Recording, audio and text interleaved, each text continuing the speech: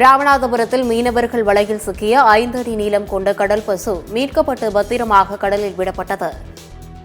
நம்புதாலையிலிருந்து முருகானந்தம், பூமணி, கரண் ஆகிய 3 மீனவர்கள் மீன்பிடிக்க கடலுக்கு சென்றுள்ளனர். அப்போது அவர்கள் வலையில் தடை செய்யப்பட்ட கடல் பசு பிடிக்கப்பட்டுள்ளது. இதுகுறித்து மீனவர்கள் தொண்டு கடலோர காவல்படைக்கு தகவல் தெரிவித்த நிலையில் போலீசார் அங்கு சென்று கடல் பசுவை மீட்டு பத்திரமாக கடலுக்குள் விட்டனர்.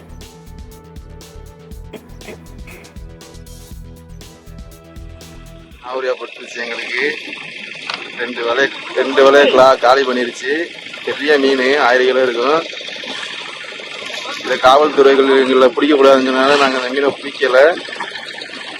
அதனால இந்த மீன் உசுரோட நாங்கள் கடலை விட்டுறோம். பாருங்க, பெரிய மீன். எங்கூட்டு வலை 2 வலை போனாதான் மிச்சம். அதனால நாங்கள் இந்த மீனை பிடிக்கல, விட்டுட்டோம்.